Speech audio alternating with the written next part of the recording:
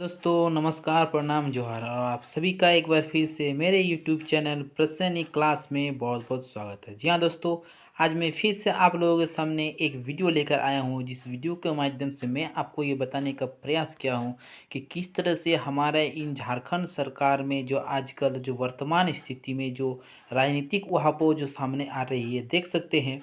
कि जैसे कि आज दिनांक 3 जनवरी 2024 के प्रभात खबर में जो छपी हुई है, इससे आप साफ तौर से समझ सकते हैं कि जैसे कि यहाँ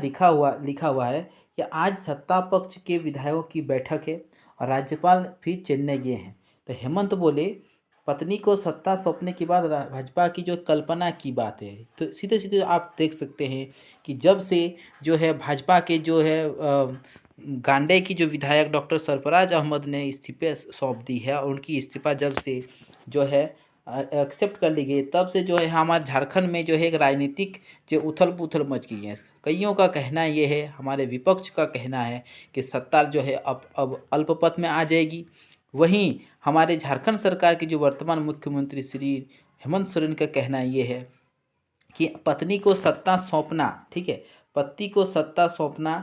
की जो बात है, ये भाजपा की कल्पना की बात है। यानी कि आप इनसे समझ सकते हैं कि अभी यानी कि जो झारखंड सरकार वर्तमान में ऐसा कुछ भी नहीं करने वाली है जिससे कि जो मंत्री और मुख्यमंत्री की जो पद है वो अपने ही परिवार के किसी सदस्य को सौंपने वाले हैं। अगर हम बात करें कि यदि कुछ इस तरह से कुछ घटनाएं घटित हो जाती है तो हेमंत सोरेन पद छोड़ते हैं, यानी कि अगर उन्हें इस्तीफा देनी पड़े, क्योंकि आप ये भी समझ सकते हैं कि ईडी की जो है लगातार एनफोर्समेंट डायरेक्टरेट का जो लगातार जो है समन आ रही है, नोटिस आ रही है। अगर ऐसा घटनाएं घटती है कि हेमंत सोरेन जो कि मुख्यमंत्री का पद छोड़ते हैं तो क्या क्या कुछ हो सकते हैं। पहला,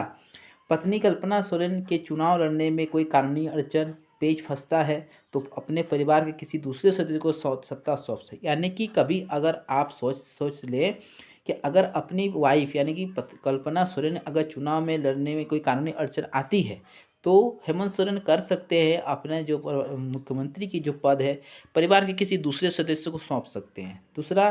पार्टी के किसी विश्वासी और वरिष्ठ नेता को सत्ता सौंप सकते हैं। ये भी एक अच्छी बात होगी कि पार्टी के जो वरिष्ठ नेता है उन्हें सौंपना।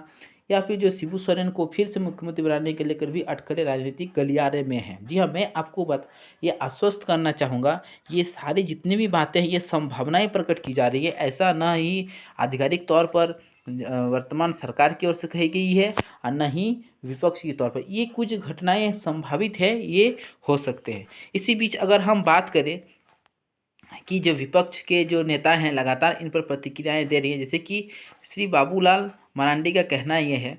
कि संवैधानिक व्यवस्था जो है को मजाक बनाने से बचाए राज्यपाल। इनका कहना है कि जो संवैधानिक व्यवस्था है मुख्यमंत्री इन्हें मजाक बनाने से बचाए झारखंड, क्योंकि उनका मानना है कि ऐसा नहीं होने चाहिए। अगर हम बात करें हमारे राज्य के राज्यपाल, ठीक है, राज्य के वर्तमान राज्यपाल की अगर बात करें तो आप साफ साफ देख सकते हैं उनका कहना है कि जो गलत करेगा अंजाम भुगतना पड़ेगा। जी हाँ, सही बात है, क्योंकि एक ही राज्य में इस तरह की राजनीतिक उथल पुथल जब भी होती है तो चूंकि राज्यपाल एक संवैधानिक पद सबसे बड़ी संवैधानिक पद होती है हमारे किसी भी राज्य के लिए, तो उनका मानना है कि गलती जो करेगा उन्हें भुगतना तो पड़ेगा ही। तो दोस्तों, आपको इस वीडियो के माध्यम से मैं ये बताना चाहता हूँ कि भले ही आज हमारे झारखंड सरकार में जो राजनीतिक उहापोह बढ़ गई है, लेकिन मैं आपको ये बताना चाहूँगा अगर सरकार किसी भी कारणवश अगर गिर जाती है यानी कि जो अल्पमत में आ जाती है तो ये सबसे बड़े घाटे की जो बात होगी वो आम जनता की। इसलिए दोस्तों, इसके आगे क्या रणनीति होगी, क्या कुछ खबरें आती है, इस तरह के वीडियो को देखने के लिए प्लीज़ सब्सक्राइब प्रसन e class and also hit the bell icon all, ताकि मेरे हर लेटेस्ट वीडियोस का अपडेट आप तक सबसे पहले पहुंचे। Thank you for watching video. जय हिंद, जोहार, जय झारखंड।